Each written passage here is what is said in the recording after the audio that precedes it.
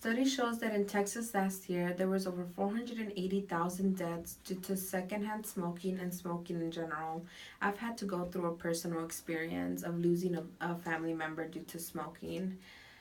His name was Richard. He was 39 years old and he was diagnosed with stage 4 lung cancer. We had to mourn his death for a really long time because it was something that could have been prevented.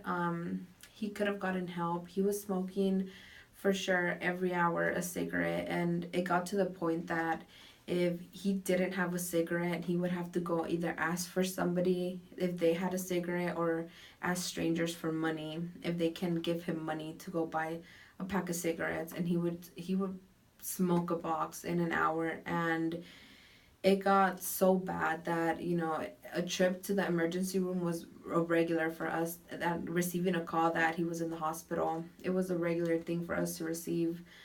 um I think smoking should be stopped because it's putting a whole bunch of people in pain, not just the person that is actually living it. I think every family member mourns whenever a loved one is dying for something, like I said, that can be prevented.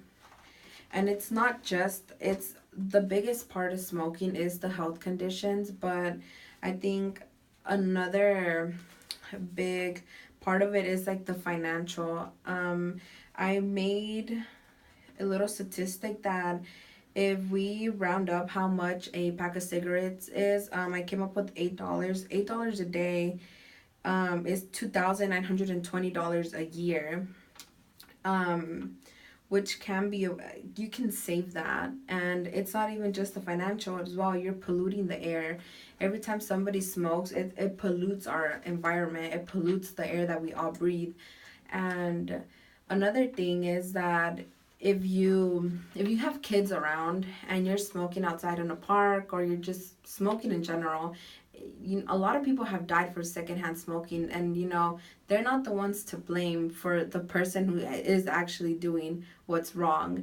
There has been more than half of the 480,000 people that have died due to smoking. Half of those people have actually died from secondhand smoke, which I think isn't fair. It's not fair for others to have to pay the price for the people who are doing wrong. Um, the types of diseases that you can get, I didn't list a lot, but I did list a few. It's like lung cancer, cardiovascular problems, a lot of heart problems. And I'm pretty sure most of you guys have seen the commercials of the lady with the hole right here and like smoking. It's pretty sad that people learn when it's already too late.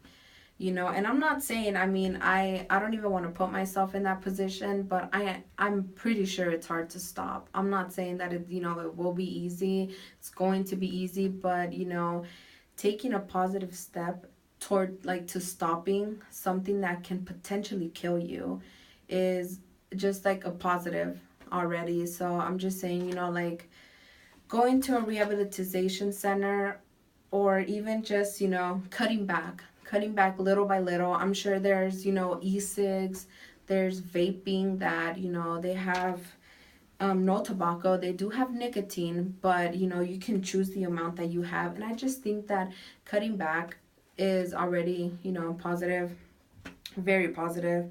Another statistic that I did show here is that people who do smoke live 10 years less than a person who doesn't smoke.